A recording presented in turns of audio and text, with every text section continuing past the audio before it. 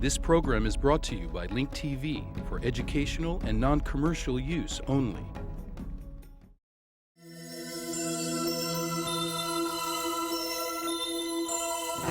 Mosaic, a daily news program from Link TV, presents a selection of news reports from independent and state-controlled broadcasters from throughout the Middle East.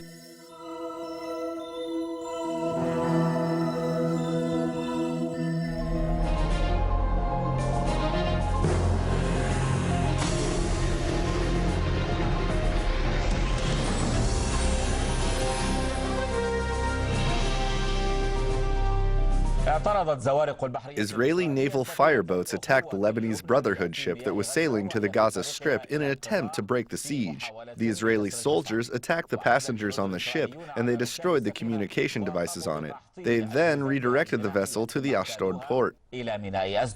وقد أعلن وزير الدفاع الإسرائيلي إهود باراك أن قواته البحرية استولت على السفينة. Israeli Defense Minister Barak declared that Israeli authorities captured the ship, interrogated the passengers, and examined the cargo.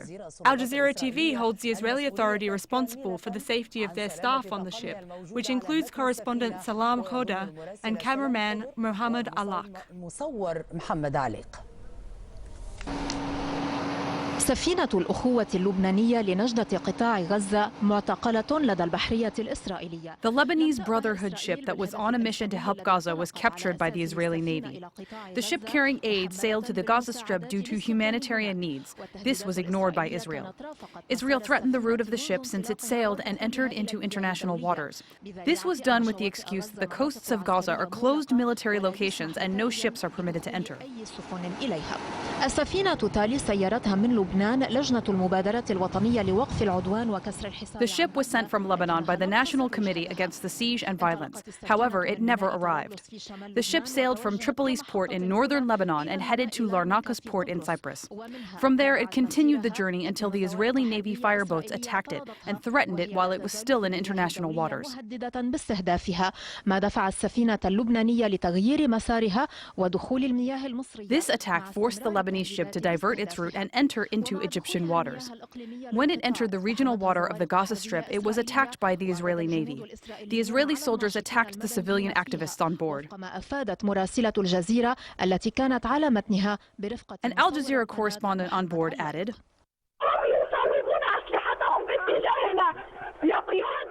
"They are pointing their weapons at us. They are opening fire at us. There are 5 Israeli soldiers who boarded the vessel. They are pointing their weapons. They are beating us on the vessel. They are beating and kicking us." وبعد عملية الاقتحام انقطع الاتصال بشكل كامل بالسفينة. After the attack, all communications with the ship were cut off because the Israeli soldiers destroyed all the communication devices. A number of civilians were on the ship carrying humanitarian aid for civilians in the Gaza Strip. The Lebanese president, Fuad Signora, condemned the attack on the Brotherhood ship. He held Israel responsible for the safety of the ship and the passengers. Signora said that it is no surprise for Israel to perpetrate such an action, as it has been accustomed to ignoring all international resolutions and humanitarian values.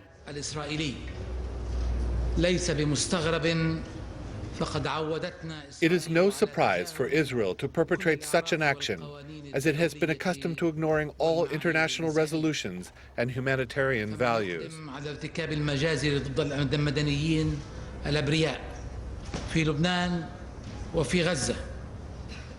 Those who commit massacres against innocent civilians in Lebanon and Gaza will not stop themselves from assaulting, in front of the world, a ship carrying humanitarian supplies.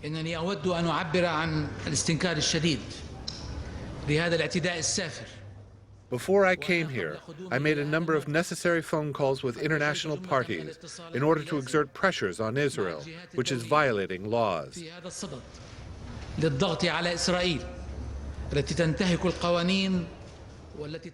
I hold Israel responsible for the safety of the ship and passengers.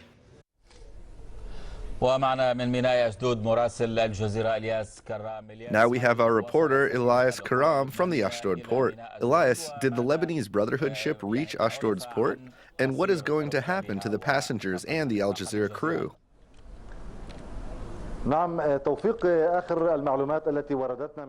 The Israeli military says that the ship is on its way to the Ashdod port, but it seems to me like the ship may have arrived at the port or it is very close to it.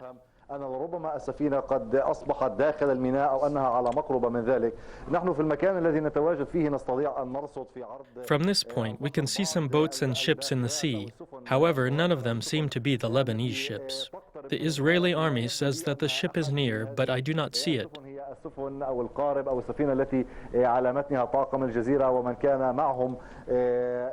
The ship that is coming to the port should be surrounded by small Israeli fireboats known as Al-Dubur. These boats will guide the Lebanese ship to the Ashdod port. However, I have not seen any yet.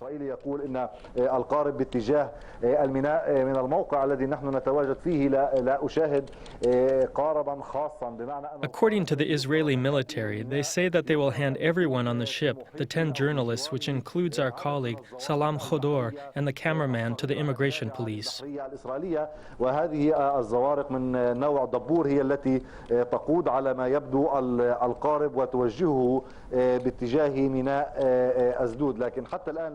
The immigration police deal with illegal foreign workers in Israel, which means that Israel is dealing with them as illegal immigrants, not on the basis of violating security.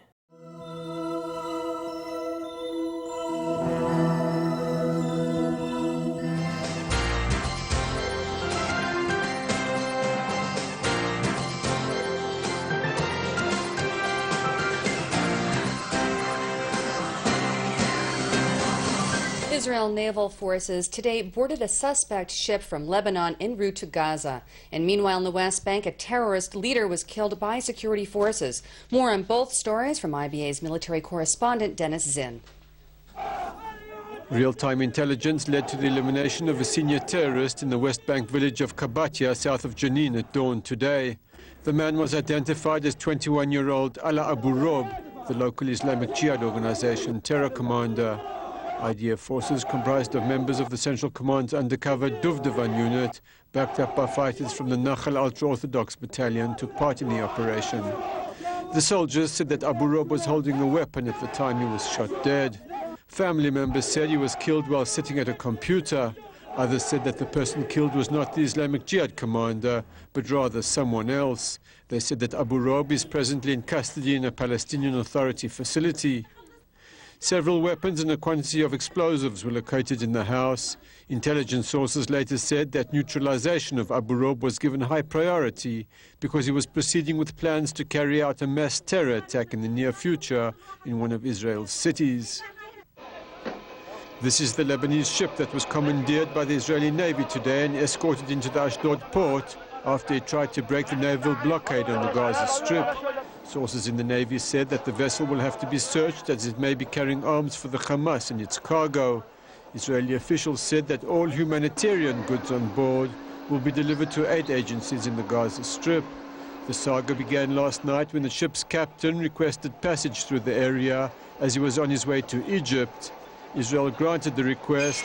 However, early this morning the ship turned and set sail towards the Gaza Strip. Israeli missile boats rushed to the area and forced the large vessel to stop. Lebanese Prime Minister Fouad Siniora said that he holds Israel responsible for the safety and well-being of the crew and passengers.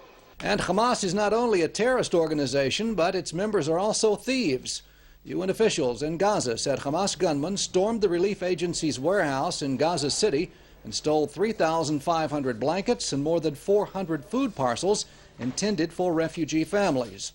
It's been common knowledge in the Palestinian Authority and Israel for some time that Hamas has been stealing food and medicine paid for by international donors and giving the items to its members or selling the humanitarian aid on the black market. This latest incident brought an uncharacteristic denunciation of Hamas by the UN.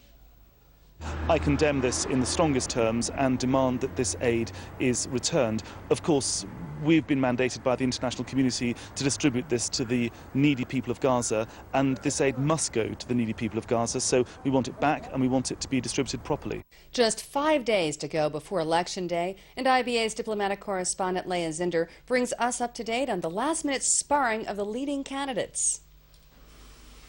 First of all, let me say that the final polls allowed by law ahead of Tuesday's elections are being conducted today and will be published tomorrow in the weekend papers. There'll be no more polls after that. But these polls will come at a crucial and dramatic time in the campaign, because even though Benjamin Netanyahu and the Likud party are still in the lead, over the past week the gap between Netanyahu and Tzipi Livni of Kadima has narrowed to just 3 mandates, according to the latest polls. And the shift is largely because of a single man, Avigdor Lieberman, the undeniable dark horse, the most interesting and controversial candidate in these elections. Lieberman's forceful personality and his talk of demanding loyalty from Israel's Arab citizens if they want to remain citizens has struck a chord in many Israelis, and Lieberman's standing in the polls has zoomed up to between 16 and 18 mandates, more than the Labour Party. Netanyahu has suddenly realized that he may lose to Livni because Likud voters are floating over to Lieberman. Ironically, Netanyahu refrained from embracing Lieberman up to now because he was looking toward the centre voters. But now he knows that he's been looking the wrong way, so Netanyahu hastened to tell a campaign rally last night that Lieberman would be a, quote, senior minister in his government. Now, what about Tzipi Livni? She's now within striking distance of beating Netanyahu, but more thanks to Lieberman than her own campaign. Belatedly, I believe, Livni has realized that her negative anti-Bibi campaign may have harmed her image as the Obama of hope and change in Israel. So now she's trying her luck with the young voters, showing some impressive moves as a DJ at a Tel Aviv nightclub and promising enthused youngsters a better and more peaceful future. But because Lieberman is such a force, Livni cannot disown him. So while criticizing Lieberman for urging people to vote out of fear, Livni has also said she's not against having Lieberman in her coalition as long as he abides by the government's platform. And as for Labour leader Ehud Barak, right now he's not even running third, but fourth behind Lieberman. He too has not ruled out serving as a defense minister in a government in which Avigdor Lieberman is a member. Perhaps more than ever before, this election is less about issues and more about personalities.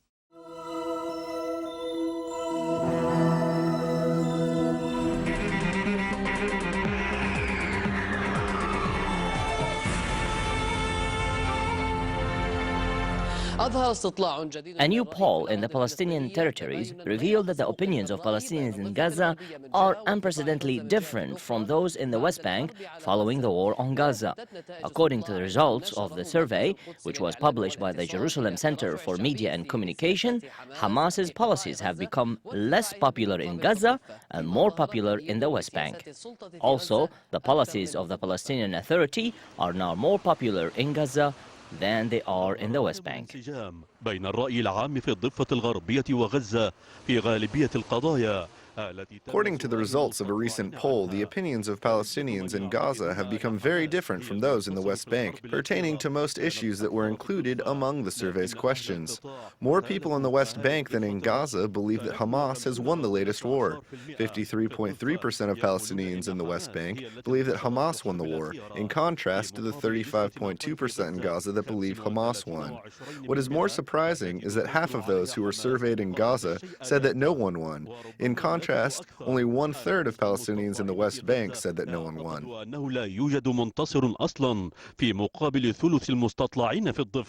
In fact, 48% of Palestinians in Gaza said that no one emerged as a victor in the latest war. This is in contrast to the 31% in the West Bank that said that no one won. The poll included a sample of 1,100 Palestinians from the occupied Palestinian territories with a 3% margin of error.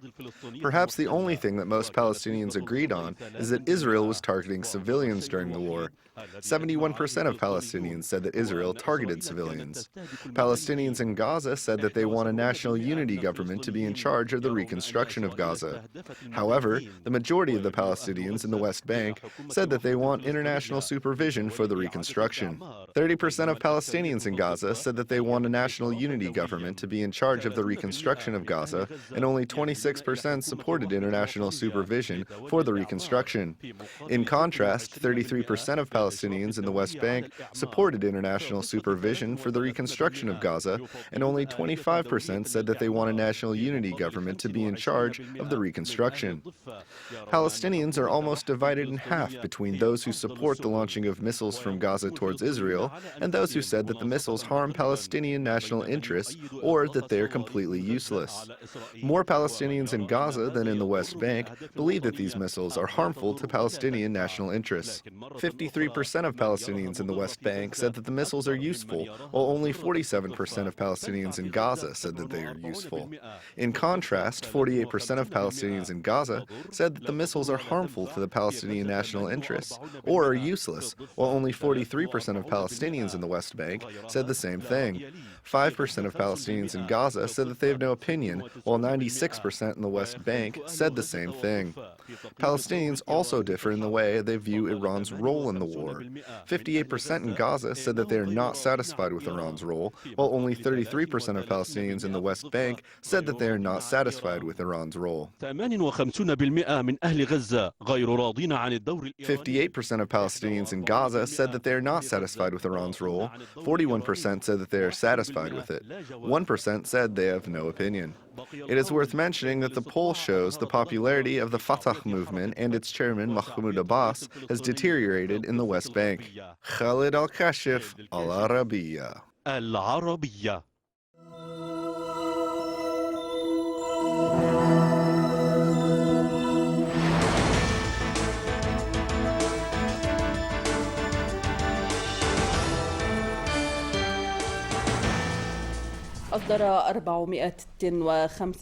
Nearly 485 Muslim scholars in Egypt have issued a fatwa, or religious decree, banning the closure of border crossings for the Palestinians. The fatwa also bans all forms of blockade imposed on the Gaza Strip. Meanwhile, the Secretary General of the Muslim Brotherhood, Mohammed Mahdi Akif, called on the Arab and Muslim nations and civic society organizations to act quickly and organize protests on Friday. The objective is to warn the Israeli Occupation Authority against carrying out their threats of launching a new aggression on the Gaza Strip.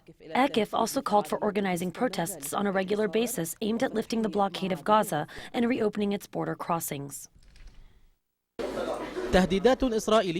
Israel's threats of carrying out more aggression on the Gaza Strip are escalating. Meanwhile, a wave of political polarization is sweeping through the Arab front. Amidst this, the Secretary General of the Muslim Brotherhood group in Egypt, Mohammed Mahdi Akif, issued a declaration to the Arab and Muslim nations.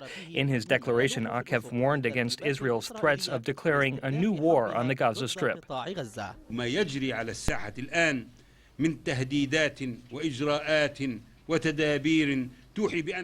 What's happening on the ground, from the threats to measures and military actions, indicate that the Zionists are preparing to declare a new war on our people in the Gaza Strip. We hereby call on the Muslim and Arab nations and their dynamic forces, as well as all civic society organizations around the world, to take action. First, by organizing international protests on Friday, February 6, 2009, the objective is to warn the Zionists against carrying out their criminal threats. Second, by organizing protests and activities in order to help end the blockade on Gaza and reopen its border crossings, especially the Rafah passage, which must remain in operation on a full-time and permanent basis.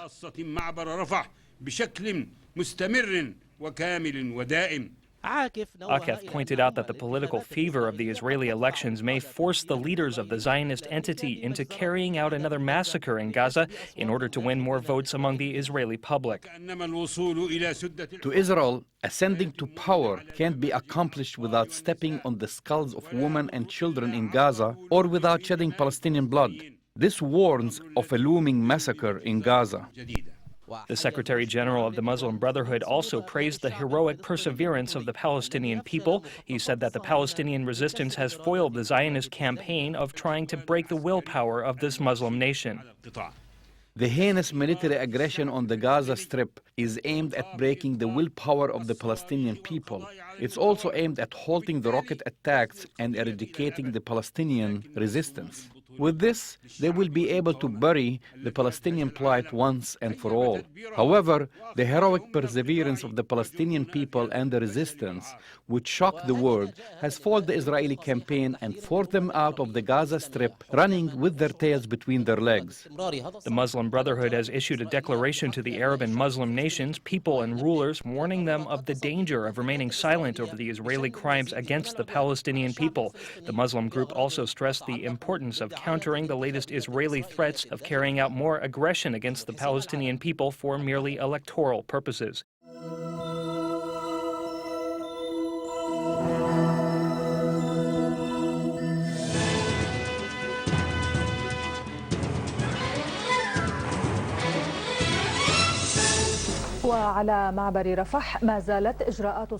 The measures being taken by the Egyptian authorities on the Rafah crossing continue to increase the suffering of the Palestinians and limit the movement of humanitarian assistance. At this time, not many official delegations and medical teams are allowed to enter. The Syrian medical team was subject to these measures, and some of them were not even allowed to enter. Details with our correspondent in Gaza.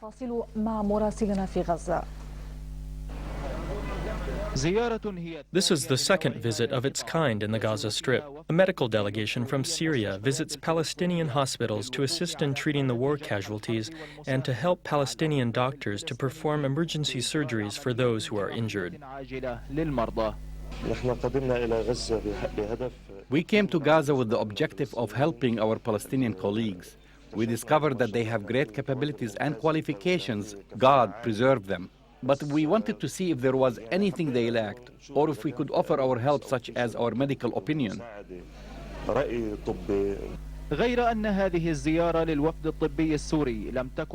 The medical delegation from Syria faced many difficulties and obstacles on their way to the Gaza Strip. The delegation waited for more than 24 hours in the rural area of the Egyptian side of the Rafah crossing before only 8 out of the 16 doctors were allowed to enter the strip. بالدخول إلى القطاع. الصعوبة الأخرى اللي كانت هي في توقيعنا على تصريح أو تعهد. Another difficulty we faced is that we had to sign a pledge that we were entering at our own personal risk and responsibility and that no one would protect us. We had to sign a paper saying that we will leave Gaza before February 5th.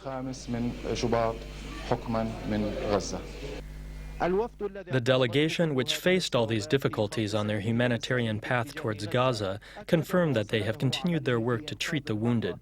Many of their colleagues were prohibited from entering and remain on the Egyptian side of the border without knowing when or how they will be allowed to enter. When we came here, we were a complete delegation, consisting of all different specialties. Now we lack some of those specialties.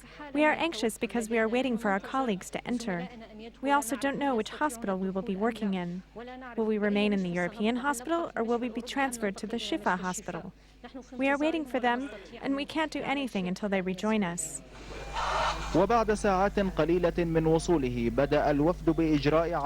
Only a few hours after the delegation arrived, it began to take measures to carry out emergency surgeries in the European hospital near the Egyptian border in the southern strip, where many of the injured were taken as a result of the recent raids in the region.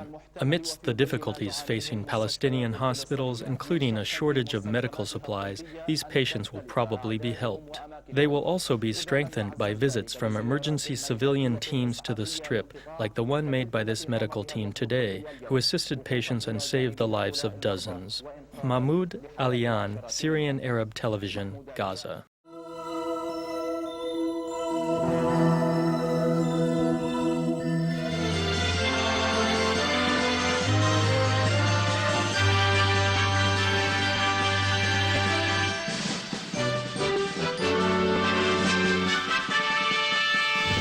The Minister of Education, Dr. Khudayr al-Khuza'i, has laid down the cornerstone to build 100 schools in Baghdad.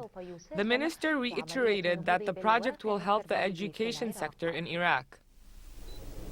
The Minister of Education, Dr. Khudayr al-Khuza'i, has laid down the cornerstone for the largest educational project in Iraq since 2003. The project consists of building 100 state-of-the-art schools in Baghdad and another 100 schools in other provinces. We will build 100 schools in Baghdad. They will be handed over to the education departments in Al-Rasafa and Al-Qaraq. We will also build 100 other schools in the different provinces. This will help us get out of the dilemma we suffer from. The ministry that is able to build 200 schools in 6 months is also capable of building 4,000 schools in 6 months.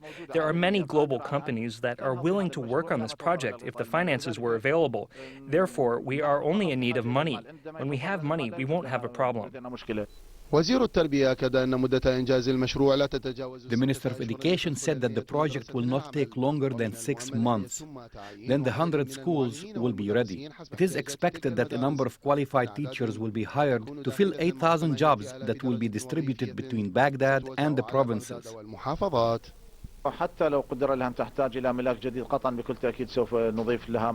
We will provide the schools with the number of teachers they'll need. Our budget can cover the salaries of 9,000 teachers and educators.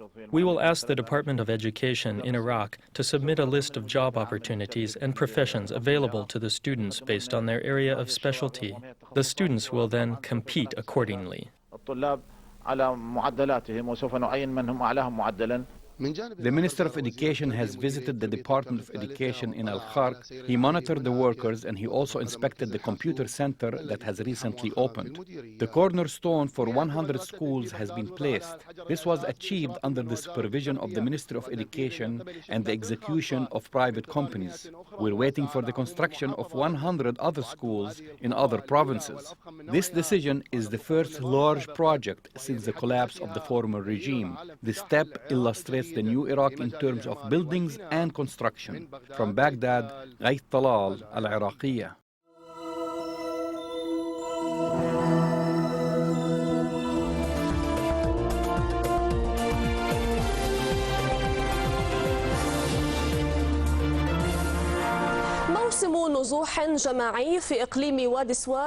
Large numbers of people are being displaced in the Swat Valley in western Pakistan. According to official reports, the number of people who left the region since clashes erupted between government forces and Taliban fighters in Pakistan has exceeded 30,000. As confrontations return, the remaining residents of the Swat Valley are leaving. 5 soldiers were killed during the latest clashes when the Pakistani army tried to liberate 30 soldiers and police officers who were surrounded by the Taliban fighters in the Swat Valley in Pakistan. We leave you with Swear Salam. These people are not tourists exploring the beautiful areas in the Swat Valley in northwestern Pakistan. This area, which was the only Pakistani ski resort, was once a popular tourist attraction. I call on the authorities to open the road so people can get out. Fighting with mortar shells and tanks continues in our area, but we do not have armed men, except for 1 or 2. All the people here are simple people. Most of these displaced people are children and the elderly. Their lives became too difficult in the Swat Valley and they were overcome with fear. Today, they are carrying lightweight bags and they are fleeing their villages and towns in order to avoid being in the crossfire between Pakistani forces and Taliban fighters in Pakistan. Hundreds of people have been forced to leave their homes. According to official reports, the number of displaced people has exceeded 30,000 since military confrontations with the Taliban fighters in Pakistan erupted in 2007. I call on both sides to stop the fighting and allow the volunteers and ambulances to enter the area. Please don't shoot at the ambulances because they give much needed help to the people. The calls of this displaced Pakistani citizen from the Swat Valley coincided with warnings made by local organizations. These organizations have demanded that the government of Islamabad not ignore humanitarian logistics during the military operations that have been launched by the army in order to establish government control in the Swat Valley. The military solution is not the only option. We are looking for an alternative solution. We do not want to give up our strategic priorities which were planned in advance. You will soon hear that the Swat Valley will return to the way it was. While waiting for Gilani's promises to materialize, the residents of the Swat Valley continue to leave and search for a safer place. Meanwhile, fighting between the army and the Taliban fighters in Pakistan continues. Get more news about the Middle East online at linktv.org/Mosaic. The Mosaic webpage offers a complete archive of Mosaic programs, program transcripts, the Mosaic Video Podcast, and the Mosaic Intelligence Report, a weekly analysis of the hottest stories from the Middle East. The views expressed on Mosaic are those of the participating broadcasters, not Link TV or its sponsors. The production of Mosaic is made possible with the support of viewers like you. Thank you.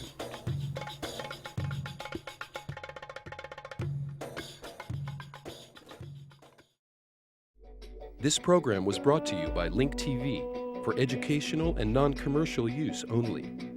Link TV is the only U.S. television network devoted to global and national news, with uncompromising documentaries and diverse cultural programs. Programs which connect you to the world.